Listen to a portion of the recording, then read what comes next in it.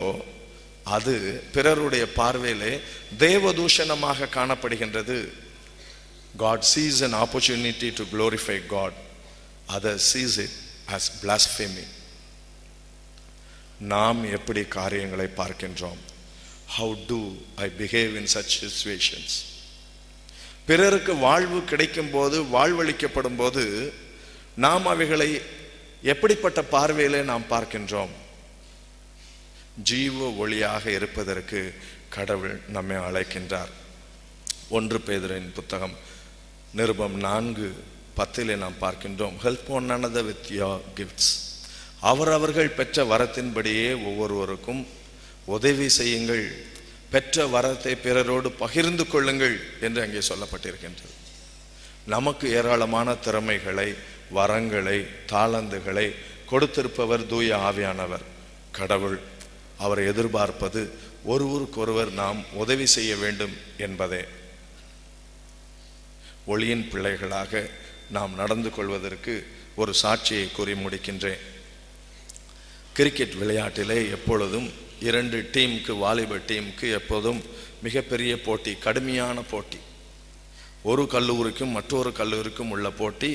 அது அடுத்தடுத்த ஜெனரேஷனுக்கு அது தொடர்கின்றது. இவர்களை ஒருபோதும் விட்டு வைக்கக்கூடாது என்று இவர்கள் போராடுவார்கள்.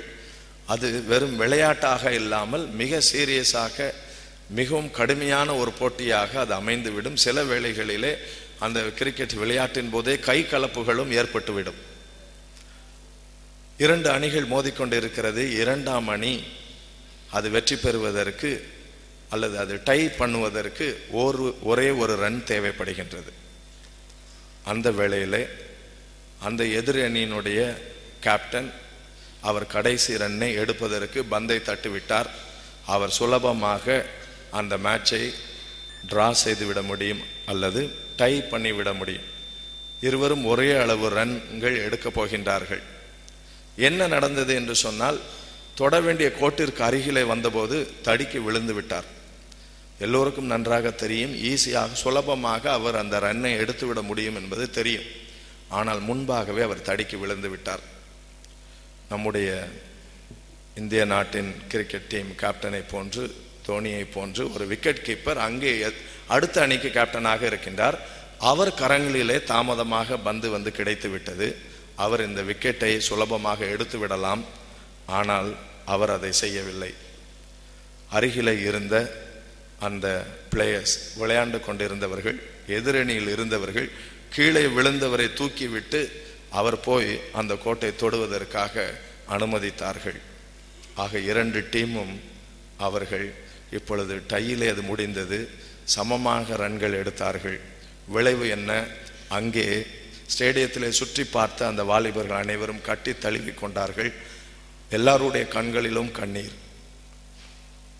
உண்மையான அன்பை உணர்ந்தார்கள்.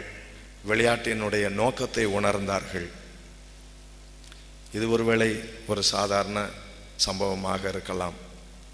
நம்முடைய வாழ்விலே நாம் எப்படி நடந்து கொள்ளப் போகின்றோம்? இது மிக மிக முக்கியமான ஒன்று. இயேசு கிறிஸ்து இந்த உலகத்திலே வந்தார். அவரிடத்திலே வாழ்வு உண்டு. அவர் ஒளியாக இருக்கின்றார். இருளானது அந்த ஒளியை ஒருபோதும் தடுத்து விட முடியாது. இருளிலே பிரகாசிக்கிறவராக இருக்கின்றார். நம்மை பிரகாசிக்க செய்பவராக இருக்கின்றார். நாம் அந்த ஒளியை பெற்றவர்களாக இருந்தோம் என்று சொன்னால், அவரை போர்ந்து நம்முடைய ஆட்டிடியூட், நம்முடைய நோக்கம், நம்முடைய பார்வை, ஒவ்வொரு சிறு காரியத்திலும் அது மாற்றம் பெற வேண்டும். இல்லாத பட்சத்திலே நாம் ஒருவேளை சரியான கிறிஸ்மஸ் கொண்டாடவில்லை அல்லது இருளில் இருக்கிறோம் என்றுதான் பொருள். ஒளியின் இடத்தில் வருவதற்கு நமக்கு கடவுள் கொடுத்த வாய்ப்பை நாம் பயன்படுத்திக் கொள்வோம். கடைசியாக ஒரு குறிப்பை மட்டும் எழுதி வைத்திருக்கின்றேன். Christmas is choosing between life and death. Christmas is choosing between life and death. Christmas is life.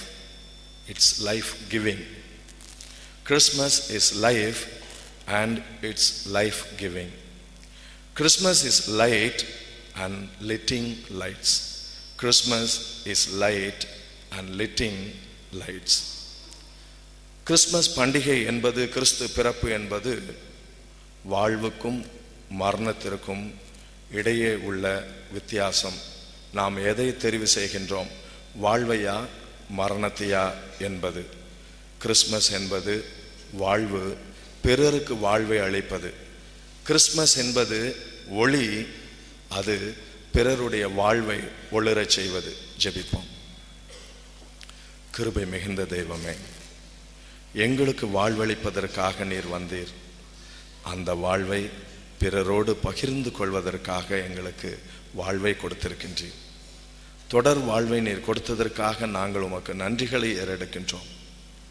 ஆம் கர்த்தாவே, நீர் எங்களை பிரகாசிக்க செய்வதற்காக நன்றி செலுத்துகின்றோம். நீர் ஒளியாக வந்ததற்காக நாங்கள் நன்றி சொல்லுகின்றோம். தேவாதி தேவனே, எந்த மனிதனையும் பிரகாசிக்க செய்கின்ற ஒளியாக இருக்கின்றீர். உம்மாலே பிரகாசிக்க செய்ய முடியாத இருளுடையவர்கள் யாருமே கிடையாது என்பதை நாங்கள் அறிவோம். உம்மை போன்ற ஒரு பார்வை பெற்றவர்களாக நாங்கள் இந்த சமுதாயத்திலே வாழ எங்களை அழைத்திருக்கின்றீர். ஆம் கர்த்தாவே, நாங்கள் எப்படி பார்க்கின்றோம்? உம்முடைய கண்களை தாரும், உம்முடைய சிந்தையை தாரும், உம்முடைய கரங்களை தாரும். உம்மை போன்று தொடுவதற்கு, உம்மை போன்று சிந்திப்பதற்கு, உம்மை போன்று பார்ப்பதற்கு வாழ்வை இந்த நாளிலே தெரிந்து கொள்ள நீர் வாய்ப்பு கொடுத்தீரே, அதற்காக நன்றி சொல்லுகின்றோம். நீர் எங்களில் மகிமைப்படும். இயேசு கிறிஸ்துவின் மூலம் ஜெபிக்கிறோம் பிதாவே, ஆமென். இன்று 7 மணி ஆங்கில வழி திருவிருந்து ஆராதனை நடைபெறும் என்பதை தெரிவித்துக் கொள்கின்றேன். அதைத் தொடர்ந்து 9 மணி ஆராதனை நம்முடைய ஆலயத்தில் நடைபெறும். கிராம திருச்சபைகளிலும் ஆராதனைகள் நடைபெறும் என்பதை தெரிவித்துக் கொள்கின்றேன். நாளைய தினத்தில் 26ஆம் தேதி காலை 7 மணி திருவிருந்து ஆராதனை, 9 மணி ஆராதனை சிறப்பு ஆராதனையாக, குடும்ப ஆராதனையாக அது நடைபெறுகிறது. ஃபேமிலி ஃபெஸ்டிவல் சர்வீஸாக அது நடைபெறுகிறது. 9 மணி ஆராதனையிலே குடும்பமாக நான் உங்களை அமர்ந்து ஆராதனையிலே பங்கு கொள்ள உங்களை அழைக்கின்றேன். நற்செய்தியாளர் லாய்டு அவர்கள், டையிங் சீடனுடைய ஃபவுண்டர் டைரக்டர் அவர்கள் தேவ செய்தியை கொடுக்க வருகிறார்கள் என்பதை தெரிவித்துக் கொள்கின்றேன். 28ஆம் தேதி அதிகாலையிலே 4 மணி முதல் 6 மணி வரை காலையிலே பிரைஸ் அண்ட் வர்ஷிப் நடைபெறும். திருமதி சித்ரா ராஜேந்திரன் குழுவினர் அதை நடத்துகிறார்கள் என்பதை தெரிவித்துக் கொள்கின்றேன். கடவுள் எனக்கு இந்த ஆண்டு நன்மை செய்தார், என்னை வழி நடத்தினார் என்று யாரெல்லாம் கருதுகின்றோமோ சொல்லுகின்றோமோ, கண்டிப்பாக அவர்கள் எல்லாரும் அந்த ஆராதனையில் இருப்பார்கள் என்று நான் நம்புகின்றேன். It's worship, it's thanks giving, it's healing. நமது கிறிஸ்மஸ் மரவிழா நமது நோட்டீஸில் 28ஆம் தேதி என்று அச்சிடப்பட்டிருக்கிறது. பிள்ளைகளுடைய பரீட்சையின் காரணமாக அது 30ஆம் தேதி வியாழக்கிழமைக்கு அது மாற்றி வைக்கப்பட்டிருக்கிறது என்பதை தெரிவித்துக் கொள்கிறேன். 30ஆம் தேதி அன்று மாலை 3 மணி முதல் ஓப்பன் ஏர் ஸ்டேஜில் வைத்து இந்த கிறிஸ்மஸ் மரவிழா நடைபெறும். திருச்சபை மக்கள் அதில் கலந்து கொள்ள, அதை குறிப்பெடுத்து கலந்து கொள்ள உங்கள் அன்புடன் கேட்டுக்கொள்கின்றேன். சிறப்பாக இந்த ஆராதனை நடைபெறுவதற்கு ஆலய அலங்காரம் மற்ற எல்லா ஒழுங்குகளையும் செய்த செயலர் பொருளர் அவர்களோடு இணைந்து பணியாற்றிய அந்த குழுவினருக்கு மனதார திருச்சபையின் சார்பிலே பாராட்டுக்களையும் நன்றியும் தெரிவித்துக் கொள்கின்றேன்.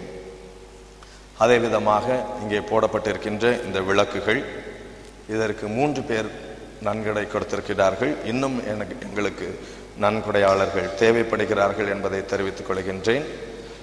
ஆலயத்திற்கு வெளியேயும் ஒரு 3 விளக்குகள் புதிதாக அது பொருத்தப்பட்டிருக்கிறது. அதை கொடுத்த நன்கொடையாளருக்கும் நன்றியை தெரிவித்துக் கொள்கின்றேன். ஓப்பன் ஏர் ஸ்டேஜுக்கு உதவி செய்த, நன்கொடை அளித்த குடும்பங்களுக்கு நன்றியை தெரிவித்துக் கொள்கின்றேன். கடவுள் அவர்களை ஆசீர்வதிப்பாராக.